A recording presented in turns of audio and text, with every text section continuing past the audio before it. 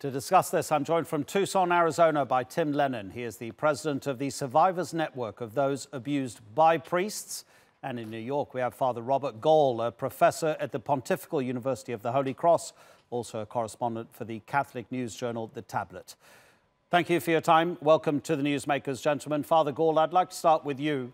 Many people would say that over the past many decades, the Catholic Church has behaved more like a criminal organization when it comes to how it's treated these allegations and also those proven cases of sexual abuse by priests. This is supposed to, of course, be an institution that cares for the most needy of society, and yet it's been involved in all of these cover-ups that have reflected so badly on the Catholic Church. What would you say to that?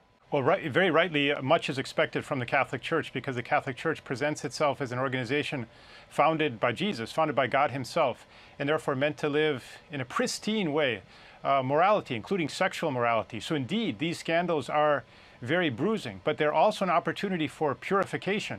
In fact, the Catholic Church needs to set herself as on the lampstand so that we can be an example to the world of purity and of correct living, including seeking proper criminal investigations in order to identify culprits, in order to defend the good name of so many holy people in the Church.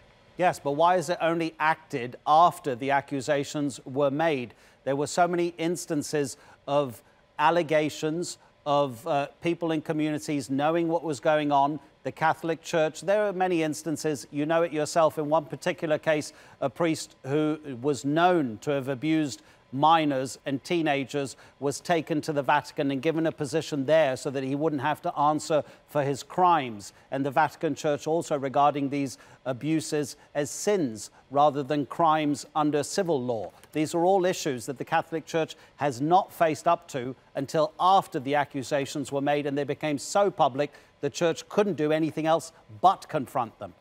So Adnan, rightly you speak about the gravity of the scandal and the fact that not only are the victims themselves who've been abused by people in power in the Church, is that itself a scandal, especially in those survivors who themselves underwent that. And it's especially grievous in the Catholic Church because oftentimes those in authority represent God himself, and therefore there's this religious component that it's an offense directly against God. It's a sacrilege, and it's extremely grievous. But at the same time, you're mentioning the fact that there's a network of people who have been covering that up and haven't been pursuing it, which is in a sense worse because it allowed for a multiplication of these events. And this is why under Pope Francis now there's an effort to reform, and it's why, for instance, in the case of Chile, all of the bishops presented their resignations so that there can be a new purity, a beginning again, so that the Church can be an exemplar for other institutions. In fact, it's known by sociologists that there are cases of sexual abuse that are underway in other sectors of society. In fact, numerically, unfortunately, it's very sad to consider that most sexual abuse occurs in the family, and quite a bit occurs in schools, often in state-run schools and public schools. But rightly, much is expected of the Catholic Church, and the Catholic Church must absolutely live according to a higher bar, a higher standard. And that's why this reform is underway in the Church. And right now, thankfully, the media is also very, very engaged in helping the Catholic Church in order to identify the problems and pursue this purification so that lay people can also be engaged through the information that the media facilitates to the civil society so that those who are in power can be accountable to those who are stakeholders in the Catholic Church. What do you make of that, Tim, that the reforms are purifying the Church? So far, I believe it's just symbolism. You can have resignations, but without actions, it doesn't have much meaning. For instance, in the Conference of Bishops of Chile, they still do not require bishops to report all sexual abuse of children to the police. I believe in the Conference of Bishops in Italy, it's the same thing. I don't know how many other organizations within the Church compel bishops to report crimes to civil society. So that's an important reform right there. That's an action. Instead of just resignations, we need the Pope to say, every diocese in the world needs to report sexual abuse of children to the police. It's a criminal matter. It should not be investigated or withheld or covered up by the Church. The other thing the Pope could do immediately would be to say, we're going to open the books. We can see in Pennsylvania where the civil society looks at these dioceses. They bring out a tremendous amount of information of what the Attorney General of Pennsylvania called predator priests and complicit by bishops of covering up. So it's civil society that is going to protect children. We can't rely on the church institution because historically we've seen that they've seen their reputation as more important than the health and safety of children. That's a very important point, is it not, Father Gahl? Because being punished by the church is nowhere near similar to being punished under civil law. And the Pope has now told his members of the church in Chile to cooperate with the authorities and bring the evidence to them. Is that revolutionary, what he's asked them to do? Yes, indeed. And it's revolutionary what the Bishops' Conference in Chile just did a few hours ago. And so thank you very much, Tim.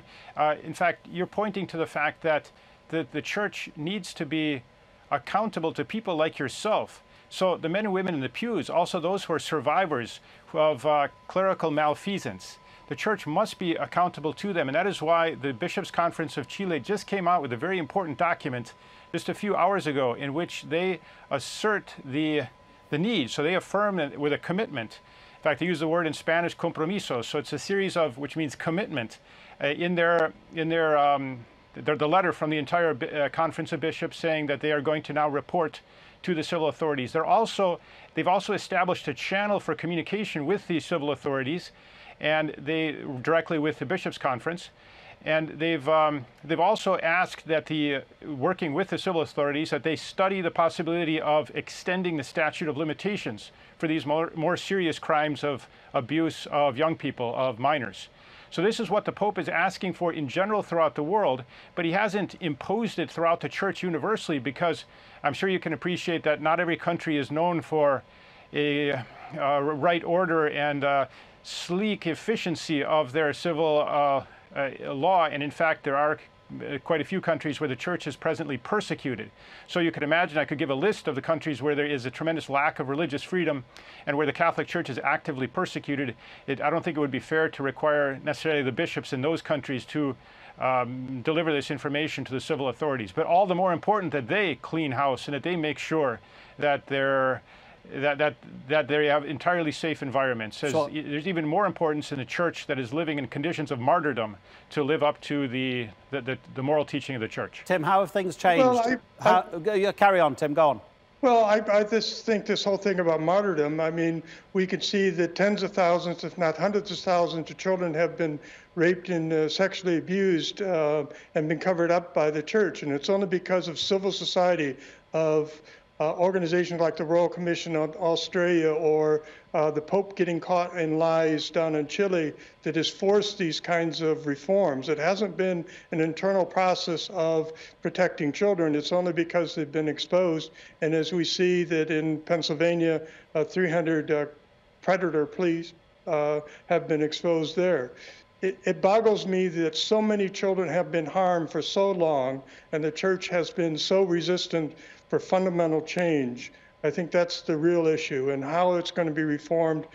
For instance, in the state of New York, the Conference of Bishops of New York has spent $2 million to stop strengthening laws to protect children. Same thing in Pennsylvania, that we have Catholic organization hierarchy opposing stronger child protection laws. That needs to stop. There needs to be civil society rules, not church opposing the protection of children. Tim, how have things changed in the past, say, 20 years, in your experience with the people that you work with? When someone makes an accusation, how have things changed in terms of how that accusation then comes to be investigated and may potentially lead to a priest being found guilty or anyone in the Catholic Church?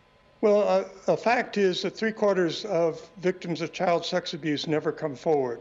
So what we've seen in the last 20 years is a greater community awareness of the ubiquity of child abuse, especially in those institutions like the Catholic Church that covers it up.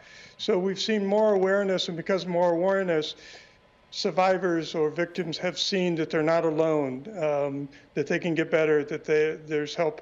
And I think that's a dramatic change, that society has changed. And if we see, like in Pennsylvania, or in the Royal Commission in Australia, or the investigations in newspapers like in Boston or Dallas or Los Angeles, or the commissions in Ireland, that when civil society investigates, that's the real benefit of civil society protecting children. Father Gahl, last word to you. This is from the Catholic Herald. In 1970, Latin America was 92% Catholic. In 95, 80% Catholic. In 2018, 59% Catholic.